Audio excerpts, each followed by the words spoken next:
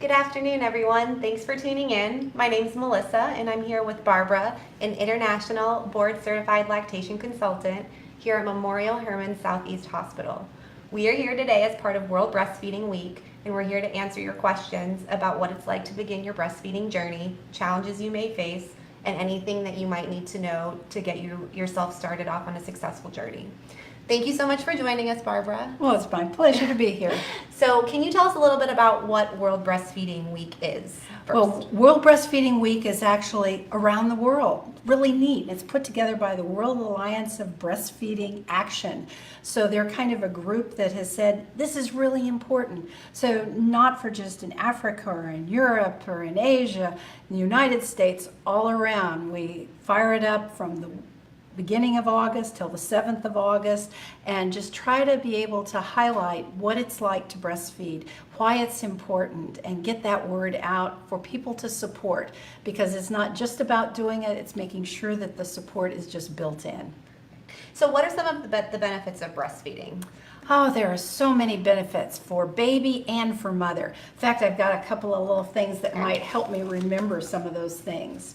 I have on the top here a diaper, and the diaper shows that the poop doesn't smell as bad. Oh, nice. And that's because the bacterial load is different on a formula feeding baby versus a exclusively breastfed baby. So we know that that's different. I love my little world here, and I use this in my breastfeeding class to kind of give people ideas of why would that be important? Well, it's important for the world. It takes a lot of energy to be able to put together formula, to package it, to label it, a lot of our resources. So you might say breastfeeding is green. So there's that. It is. And I love this little one. A lot of my parents say, I'm not sure what a little fuzzy thing, has to do with breastfeeding. Well, it has to do with it. It's just this cuddly little thing. It's just the thing you want to do with your newborn, just to be able to snuggle up with them. And then hooked to my little fuzzy guy there is this breastfeeding awareness pin. So breastfeeding helps to decrease the chance of the mother having breast cancer, and also decreases the chance for the baby to develop breast cancer. These are things that can take certainly mothers out, but would definitely impact the baby's life too. I love the toothbrush. What do you think it might be? Good for bones. Good for teeth, definitely. But babies who breastfeed actually use their mouths differently, and it actually helps them to grow a normal jaw where their feet are going to fit, their teeth are going to fit into their mouth. So breastfeeding is important for health of oral. The brain. There's actually been some research that was done out of NICUs, and what they found, and not even moms that breastfed, but moms that gave breast milk and the babies actually never did breastfeed, that when they looked at those kids and compared them to their formula feeding counterparts when they were 5 years old and looked at IQ, the babies that got breast milk had higher IQs. That's any amount of breast milk, though, correct? Or is that just exclusive? They were exclusively given breast milk. So whether that was from donor breast milk or breast milk from their mothers, that's what that study looked at. So they know that the higher amount of breast milk that baby gets, the better growth of brain. And it's because of the way that breast milk is developed. When they look at doing formula, they're trying to mimic it, but they can't quite mimic it exactly. I like this one. I'll finish this one as our thing.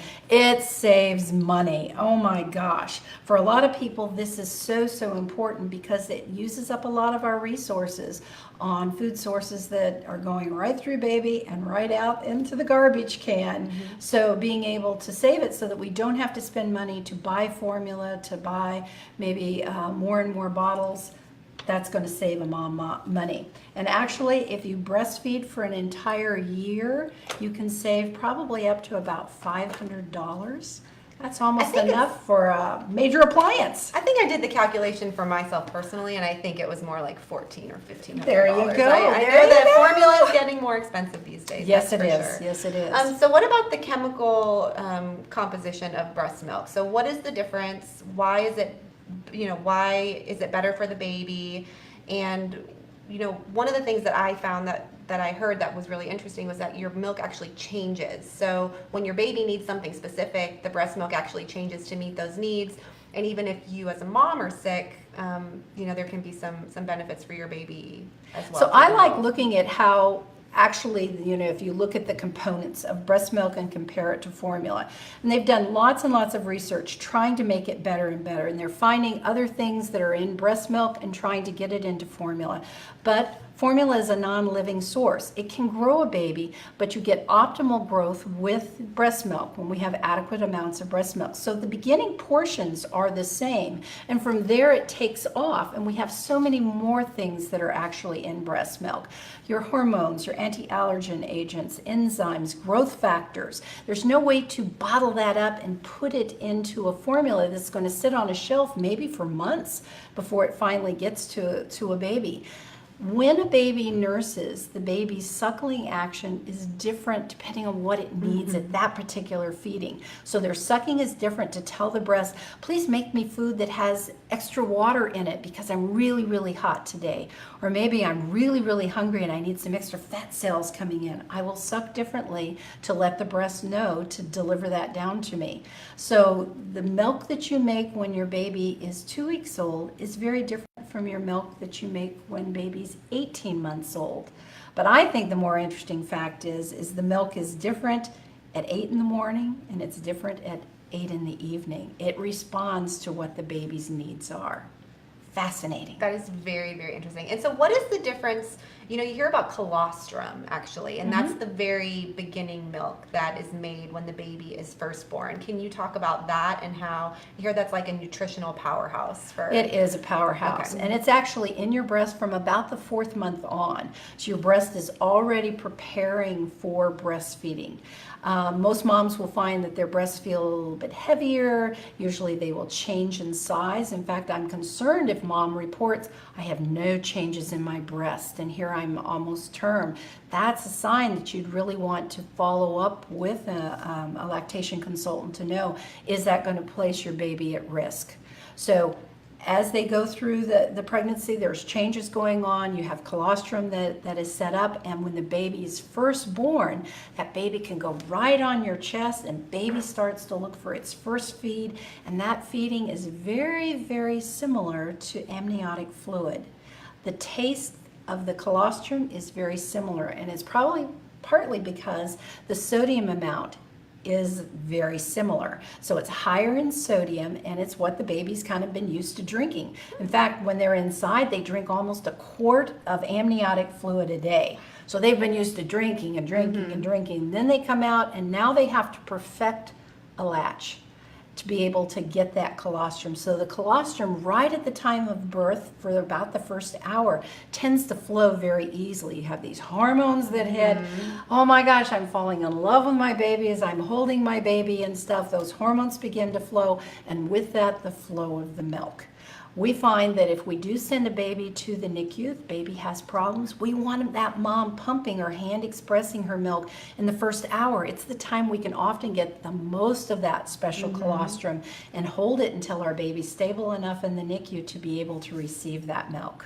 So then what do you think is the best way to successfully start your breastfeeding journey? So once the baby is born, skin to skin is extremely important, correct? So then if the baby hasn't perfected a latch, how do you help with that? How do you just start on your breastfeeding journey with your baby? Well, one is making sure that the nurses that are surrounding you have that information of how to do that.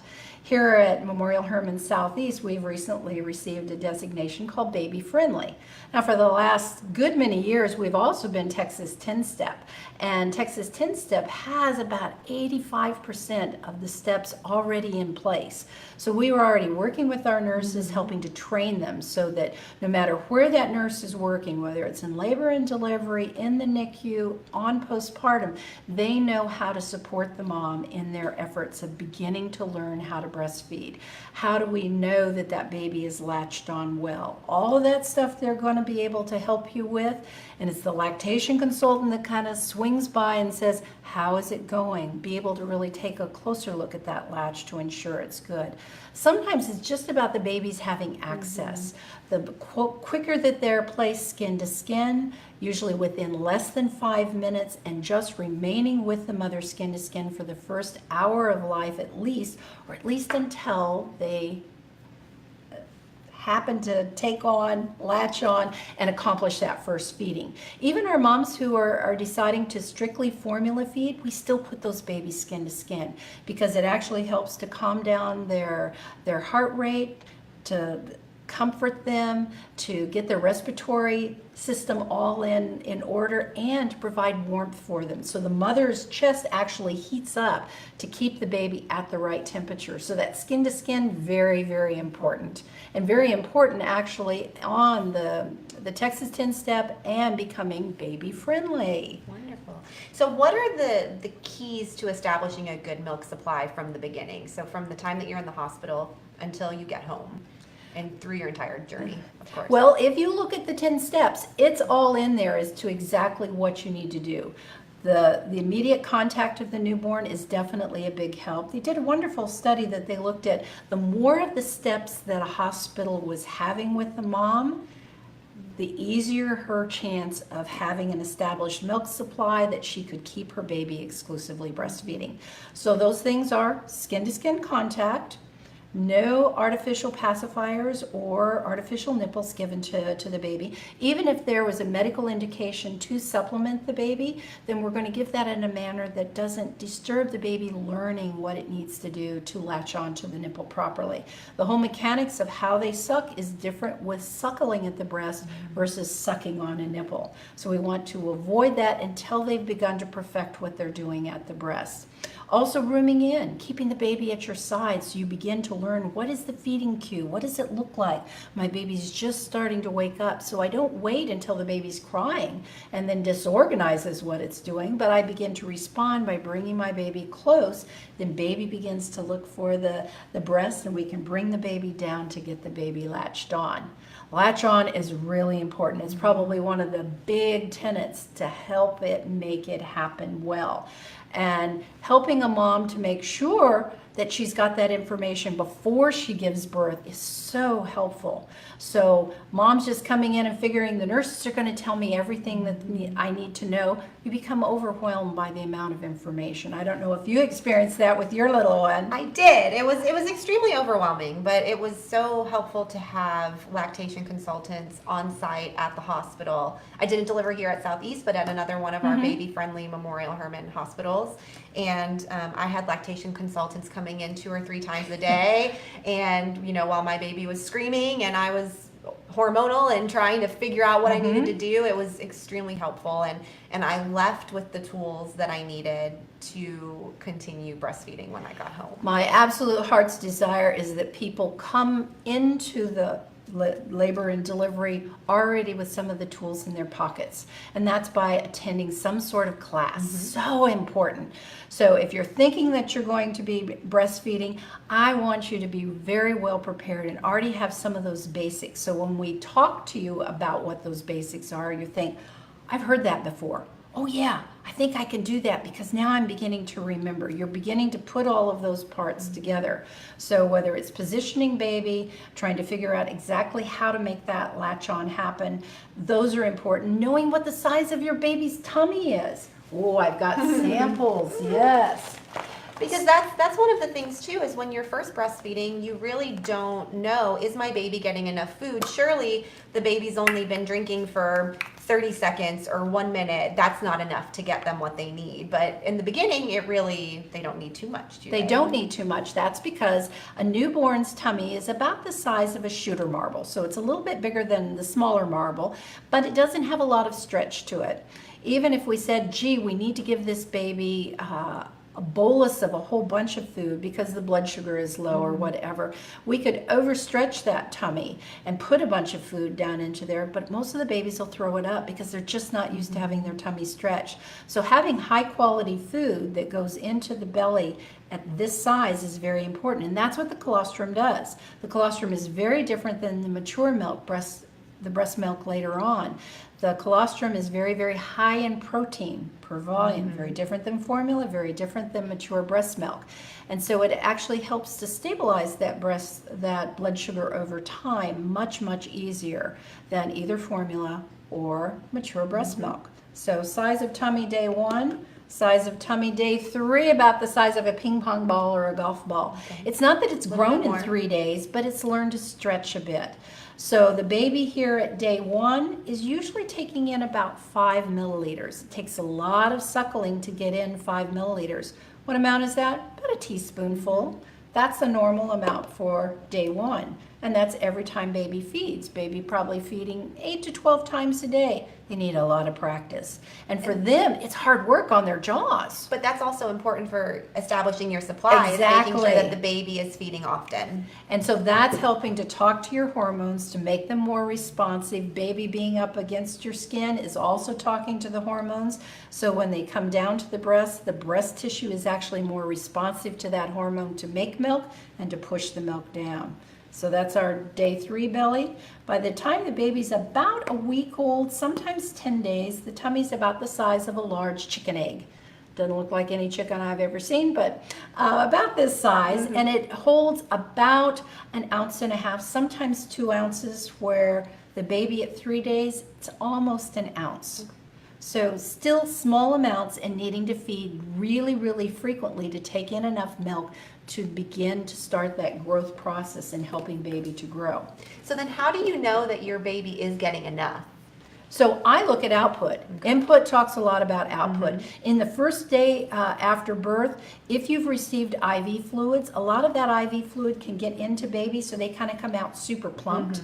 And it's going to take a while before they pee all that off, and then we get an indication better of how much milk that the baby's actually moving. Colostrum in the beginning, mature milk following after that. So in that first week, you can usually figure for every day that they are old in the first week, we should add another pee. So on day 2, we'll probably at least need to see 2 pees. On day 3, 3 pees. At day 6, probably it's averaging between 6 and 8 pees. And that tells us we've got milk that's rolling in. That's protection for our kidneys. We want enough in there to keep our kidneys functioning. Poop tells us a little bit about how things are going on. The first poo is kind of this black sticky stuff that's been in there during the pregnancy, sticks on everything. And then usually by day 3, it's beginning to change and beginning to become kind of a green color. Looks really kind of weird. And then by day 5, we want that breastfed poo to look nice and yellow, sometimes looking like somebody put cottage cheese in it, a little seedy looking, exactly. Yeah. That tells us we've completely cleaned out that baby's gut. It's got breast milk all the way through. It's handling its jaundice pretty well if it's got a nice yellow poo at that point. And we know things are looking up. These are good signs that baby's getting enough to eat. And we don't want to confuse people. So on day 17, baby shouldn't have 17 pee diapers. No, it kind of averages out about 6 to 8 wet diapers a day by the time they hit a week, and it kind of continues right on like that. The poo, baby should poop every single day up until about the 6th week. And then sometimes all bets are off at that because point. Sometimes when they go through growth spurts, they'll hang on to every bit of calories that comes in, and they don't poop for a while. How long? 3 days? 6 days? A week. But look out the day they go, because it's up the back in every place until they've cleaned everything out. So yeah, it's very interesting having little babies and babies that are growing to see what they're doing. Some of that is in information that we give to you once you're reaching in the hospital. Again, for moms who haven't had their baby, they're focused in on that first day, on that initial latch on. How do I make that happen? And a lot of the other questions that may come up, you're not ready to take in or hold on because yes, you're exhausted. I know. I took a class before I had my baby, and it was amazing, and I was so glad that I took it, but that information did not stick, and everything went out the window. And up until I returned to work from maternity leave, I think I still consulted the breastfeeding book that they actually give you during the class, because it's so helpful, and it really does answer everything that you might have questions to. So exactly. One thing, your supply, there is sometimes a perception that you have a low milk supply. So a lot of women might go home from the hospital, the baby might be having, the correct diaper output, but maybe you don't feel like your breasts are as full, or maybe if you're pumping, you don't see as much as you think you should be seeing. So what's the difference between an actual low supply and a perceived low supply? One is getting an evaluation. If you're really concerned about your supply, you really should be seen by someone who could really evaluate that. A lot of times I think in pediatrician's office, they're gonna look at what the baby's weight is and then kind of give you an idea, because they're not too sure exactly what happens here unless they maybe have an added expertise of having an IBCLC, and there are pediatricians and OBs that are out there that have that level. But that wouldn't be a good use of our time of doctors to say, go in there and sit with that mom for an hour while she accomplishes, a feed and see how she's doing. So a lot of times the IBCLC is a good level to make sure, do we really know? If you have that concern, you should have the right to make sure that you verified. Is it a low supply, or is it that you're seeing baby do things that you didn't know they were supposed to do? Why does the baby keep coming after me? And the baby just ate 30 minutes ago or an hour and a half ago. When they're cluster feeding. Exactly. When they're going through growth spurts. Exactly. Yeah. So growth spurts are very normal. Maybe about 10 days after birth, and crazy time at 3 weeks, and a crazier time at 6 weeks, and at 3 months, look out, it's really going to be crazy. But the craziness doesn't last for a long time. The craziness often passes in 3 or 4 days. Baby's looking to store extra calories that they can go through the growth spurt, and they kind of revert back to their original schedule of whatever they needed to do. Most babies grow on the same amount of ounces of milk. And if you went around and were actually able to measure everything that came out of the breast, they're all getting about the same amount of ounces. But how it's delivered is different, because we all have different containers here. Some containers drain very quickly and maybe have large volumes, and other containers are more petite and give smaller amounts. Those petite containers, the baby has to come back to the breast more often. And so there's actually a magic number of emptyings that the baby needs to have to make that magic amount of ounces that helps the baby to grow. But over time, your body works with the baby, and that just, it all just kind of works out. It takes some time, but it will eventually work out. And so if a mother looks down the street at what their neighbors is doing and say, well, she only breastfeeds every 4 hours and her baby's this fat little roly-poly baby. Why does my baby come to me every hour and a half, and is on the lower end of growth? So sometimes, and I had a post that was on my Facebook page that a mother had said, this is all that I pump out. I've got this small amount and I'm really concerned and stuff. You have to look back at the baby. Is the baby developed its own curve that's appropriate for that baby? And can it stay on that curve of growth? That's a much more reassuring sign than the amount of volume that you can get out. I think everybody wants to be an overachiever nowadays. Yeah.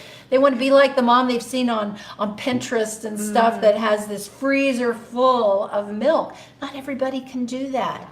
But lots of people can actually put their babies to the breast and those babies grow and it be normal. So figuring out what's normal and verifying that that baby is growing and is on a nice normal path is very helpful.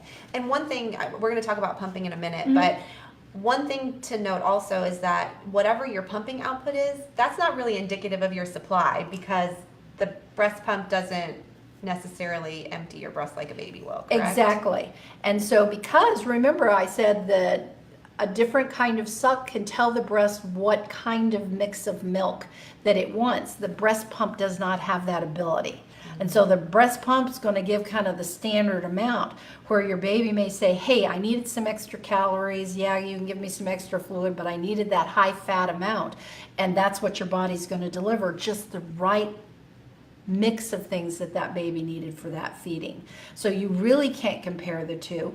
And that does make it harder maybe for moms going back to the workforce to say, how am I going to ensure I'm going to have enough milk to be able to do that? Okay, and we'll get to that in just a minute, but I want to talk about some common issues that happen when you get home with your baby. So you're a new mom, 3 days after having this baby, you're on, hormone high, you're super happy, but then you get home, your milk comes in, you don't know what's happening. Your breasts are... And you can't understand why you're crying. Yes. Yes, because the hormones that were like this went like that. Yes. And that's a normal process because you no longer have a placenta that's pumping out those hormones that kind of keep us on whatever kind of level. So the first one would probably be engorgement, would probably be something that could I would happen. think probably the highest one is going to be sore nipples. Oh, that's one. Oh, That's another one, yeah. Probably almost all the moms report some sort of soreness Okay. right after the birth of the baby. I'm more concerned by the end of the week that isn't getting a whole lot better and has resolved. I tell moms it's like Dancing with the Stars week 1 and nobody's the expert and you're supposed to be learning the dance and you're stepping on each other's toes. Because you have to learn the baby, and the baby has to learn you. Exactly, Yes. exactly. And this is so silly, but when I was starting to breastfeed my daughter and we would have the hard days, I would look at her and I would say, it's okay, we're learning together. And that's what I had to tell myself sometimes because it got really, really hard when I was sore and when she wasn't latching properly. And I would just look at her and say, it's going to be okay. I'm trying to learn too. Don't worry about it. Sometimes you have to give yourself a pep talk. Exactly. And you have to give the baby a pep talk. And you then have hope to that breathe. She stops screaming. Yes. You have to breathe. Exactly. Yeah. Okay. One of the things that I tend to help moms to focus on is to get a good latch. The latch is very important. Because if we don't get a good latch, often we have more sore nipples and nipple damage, which then for some moms they say, I'm not putting that baby up there anymore because that hurt too bad. So I have my little puppet here that is such a sweet little puppet. And then I have Looks like lamb my chop. mama. It does kind of look like that. Got an extra long tongue there. So being able to tell mama, instead of just bringing that breast straight on for baby's mouth, where baby maybe just gets the nipple and kind of chomps down, that's what'll make your nipples extra sore. And you may look at the side of the breast, which is often hard to do when it's on your own body, and you'll say, well, it all seems to be in there. It must be an okay latch.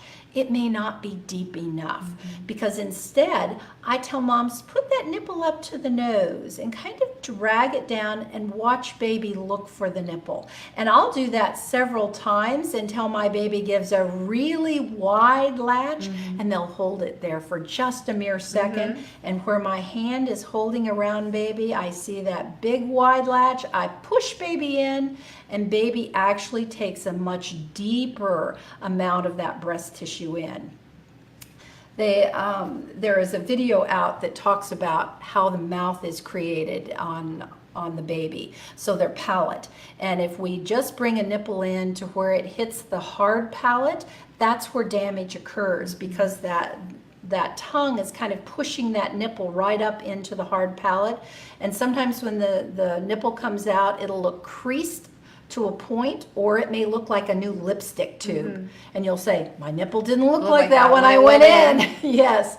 So instead, if I'm doing that nipple to the nose and getting baby to open up really wide, I get the lower lip taking in a little bit more breast tissue. And when I push baby in, it gets to right at the place where the hard palate ends and the soft palate starts. And that's what gets them that's what triggers them to suck, right? So, they'll suck with something right up on their hard palate, but back into the beginning of that soft palate is where it's comfortable. Okay. So it's called the comfort zone. And often then, the moms will just feel so different that all of a sudden, oh my gosh, this is great, I'm not feeling any pain.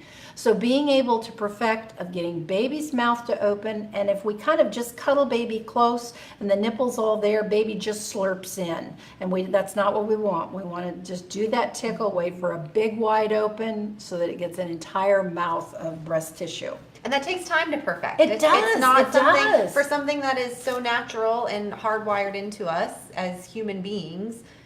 It is the most natural thing that is so unnatural feeling sometimes. And at 2 a.m, that's when you're sleepy and the latch got sloppy and all of a sudden you've got damaged nipples. So there's lots of things that you can do for damaged nipples. The nurses in the hospital are very well versed in what sort of things that we can apply and put on there to make those nipples feel better. So whether it's lanolin cream, whether they're called hydrogel pads to make it feel more comfortable. Sometimes there is a protective thing you can place in your bra, so your nipple just kind of hovers there and doesn't have to touch anything. That you then, when you pull down your bra flaps, they're having to peel it off. So you want to really kind of be careful with that. But also having a lactation consultant look at that to make sure that there isn't infection in on top of it that's causing extra pain. So I don't want anybody out there kind of, just dealing with sore nipples. Reach out. There's such a community to help. And do you think that that's a big reason why a lot of people stop breastfeeding so early, is because after the first week or two, they all of a sudden have these really sore nipples and they're like, I can't handle this anymore. But you get used to it. Like they not get used to the soreness, but you get used to how to make everything. You get used to how to make that latch happen and happen better and stuff, Yes. and that will take care of the soreness. But there are a lot of people that will give up on breastfeeding because they say, I'm just not going there anymore because that hurts too bad. much. If it is hurting to that degree, you need to be seen by somebody that's going to be able to help you. It is one of the most common reasons that I see people is they say, I have pain. I can't do this if I have this level of pain. Help me. And that's what you want to do. So sore nipples, definitely most common thing that we see. Engorgement that usually occurs. And what is that? And that's exactly? when all of a sudden the body says, I need to make milk, and you have a blood supply that comes to the area. You have swelling that occurs in the area. So it's not just all milk. It's just everything has started this massive production of milk, and what used to be nicely shaped girls on the front of your chest are now torpedoes, and they're hard as rocks, and the baby often will get onto that breast and just kind of shake their head back and forth, and they'll say, it doesn't feel like what it used to feel like. Where is it? And so sometimes just being able to soften up the breast before we offer it to baby. Some moms will use a pump to do that. Some people will prep beforehand by using warm towels to be able to put on the breast, get in a warm shower, let that warm water come down on you. But massage is one of the greatest tools to be able to do. Because again, it's not all about the milk, it's about some of this swelling that's going on. So being able to take care of some of the swelling and get that out gives more room for the milk to be able to flow through. So I tell moms there are two places that this swelling will drain to. One is right up here in your clavicles. The other place is underneath your armpit. So being able to stroke in a very, very light manner down to the armpit, up to the clavicle. And it's just repeating this for about 5 minutes. Again, at a very, very light touch. It often, it's harder because if you're sweaty and stuff and your fingers don't slide. So I recommend putting like an edible oil, so an olive oil or a coconut oil on your hands so that your hands become flickery. That helps the hands to move. You'll get some of that swelling out, and all of a sudden there's room for that milk to flow on through. So then you can use your hands or an electric pump or a hand pump to be able to maybe get the milk started and then put your baby on. Your baby is the best pump. Okay. And then one of the problems that can come with engorgement or not emptying your breasts often enough are clogged milk ducts. And so what are those about? Because they are not fun. They are not fun at all. And we have some people that have multiple times that things clog up, and so they begin to look at what sort of habits that mom is using to say, could we alter those habits so that they're not a problem? Sometimes it is wire bras, because that bra kind of comes across the place that we have milk ducts beyond that, and that can put enough pressure that milk section does not drain well, and we end up with a clog. So the fat cells in the milk actually drain the slowest. They're sticky. They like to stick onto the little process that drains down to in front of the nipple. And so if we don't get that cleared out, they have more little spots that all kind of pull together, and then we have the clog. And that clog is often very, very tender, sometimes with a little bit of redness, but not with a fever, because a mastitis or a breast infection would be a fever on top of all of those symptoms. So avoiding of bras that have underwires, not sleeping on your stomach, which puts a lot of pressure on your breast. But I was just allowed to sleep on my stomach again after having the baby. Well, the first time you get a clogged duct, you may have to rethink that for just a little bit longer. Okay. Yes. Sometimes babies that aren't really going onto the breast and draining the breast well and stuff need to be looked at. Again, probably a higher level to get them to, with a lactation consultant, to say, why is this happening? Sometimes babies who are restricted in their tongue and they can't be very efficient at milk removal end up leaving milk in the breasts, and they may actually have a mom that's an overproducer, so they're getting plenty of milk, plenty of calories, but they're not draining the breasts, and so we end up with clogs. Okay.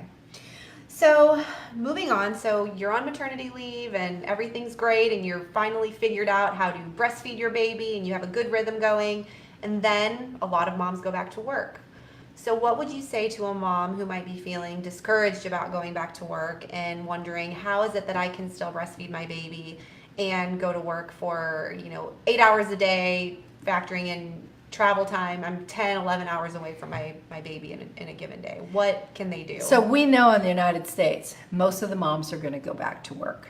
And so trying to make that go well and put it into your life, because you have to make those decisions that if that's so important that I've got that money income coming in, then figuring out how am I going to make that balance in with this baby and my family life and being a mother and a wife and all of those things that might be in there and making it work. I think we take a lot of pressure as women to be able to do it all, but often we do it all. And that's awesome when we can. I, with 4 kids, went back to work with every single one of them. And actually, my first 2, I had the privilege of spending 3 or 4 months at home before I went back to work. But the last 2, I went back at 6 weeks, and I had to make sure that I had a milk supply saved up for them so that they would be able to get their milk. And finally, by the 4th one, I got really, really good at it. And he was my exclusive breastfeeder that never got any formula because I finally figured out the system. So I don't put any pressure on a mom that's just starting out, especially first-time moms.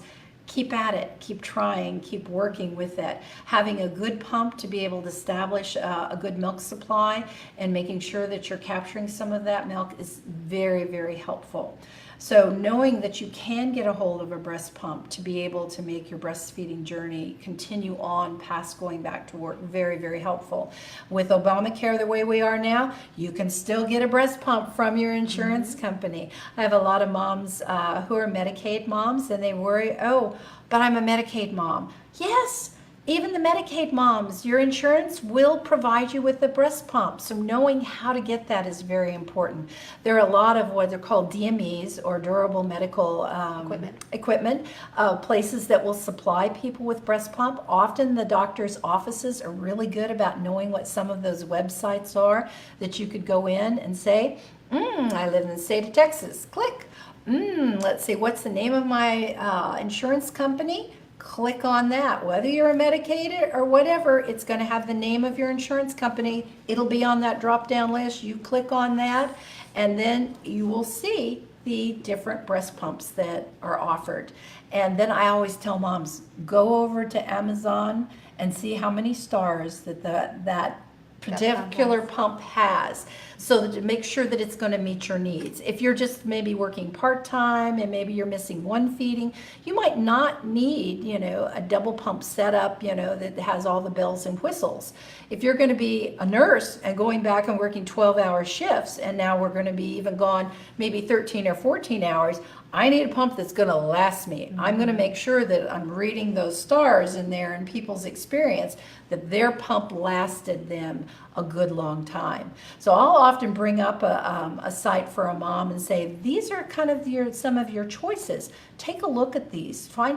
Figure out what's going to really meet your needs so that you're able to continue on with this breastfeeding journey and do it well. And then I tell them, boy, by the time you hit right about the 4th week, you need to start some experience with bottles for that baby, because the baby that gets past about 6 weeks often balks about taking a bottle because they really want their mother for the whole experience.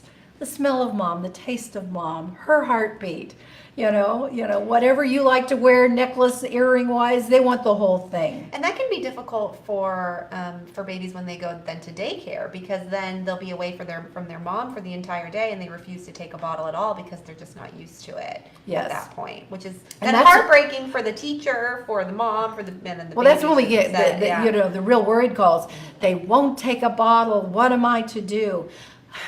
Babies have all kinds of capabilities. One of the capabilities is they'll say, mom's not around, I'm going to go to sleep. And we'll spend a whole bunch of time sleeping during the day when they're at daycare. And this is called reverse cycle feeding. And then they spend the whole night up getting the amount of calories that they need and the volume of breast milk because they have access to the breast.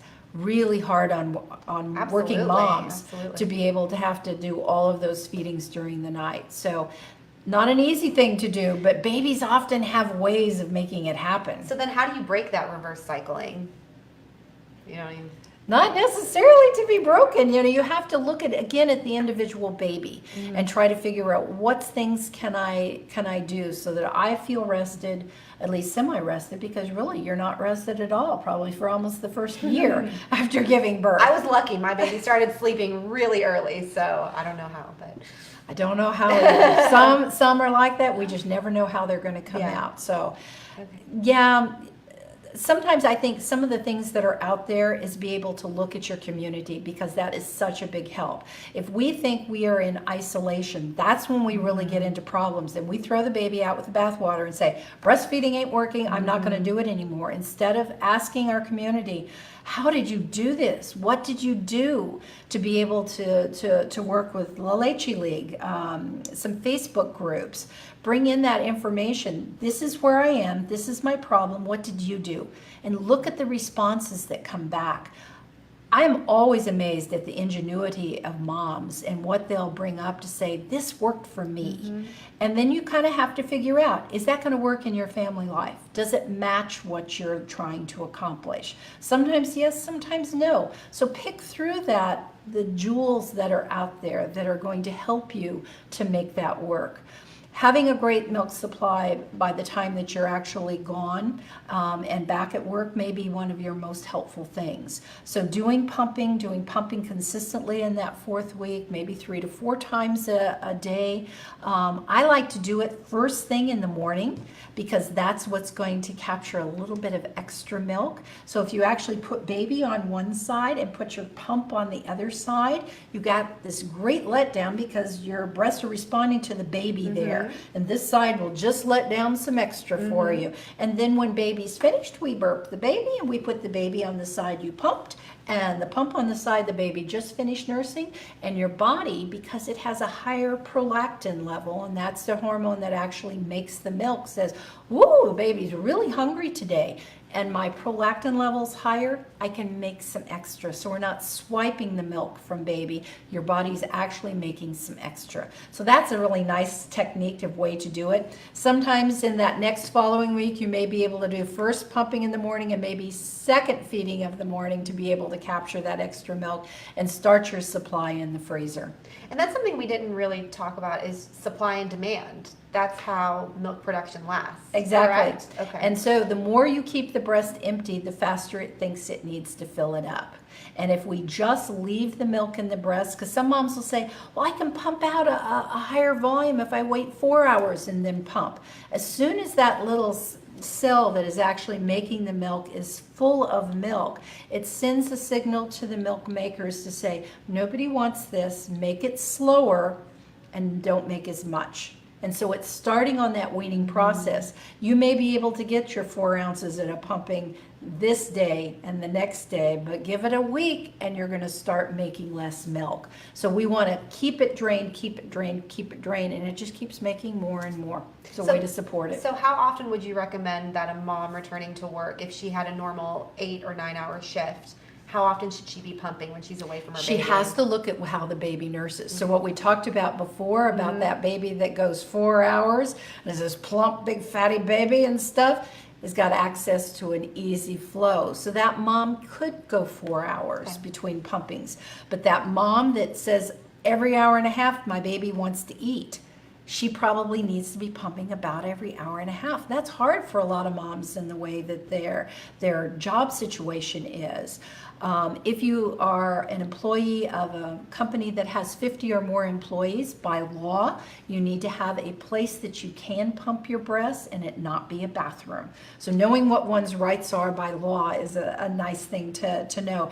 If you are a salaried employee, if you are not salaried by hour, the bets are off. It's not in the law, which is really hard for people to say, yeah, I've got this monthly amount that comes to me, but they don't necessarily have to give you a place to pump.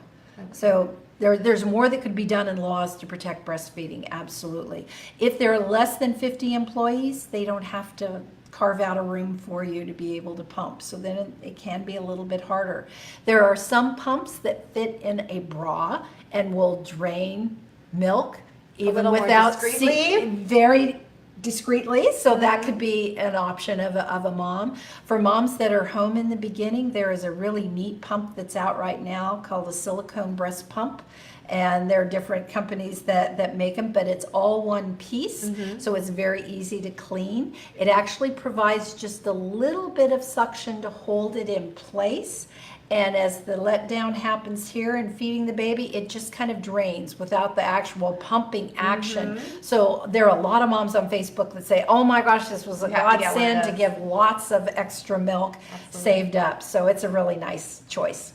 So what about for women who do have a stash of milk and they put it in the freezer? How does the composition of the milk change if they, for example, I have milk from, my baby that I pumped when she was 3 months old. And I'm at the point now where I'm starting to give her some of that milk because we're nearing the end of that journey. So how has the milk changed? I know that it's still not, it's not as ideal as it was the day that I gave it to her, but.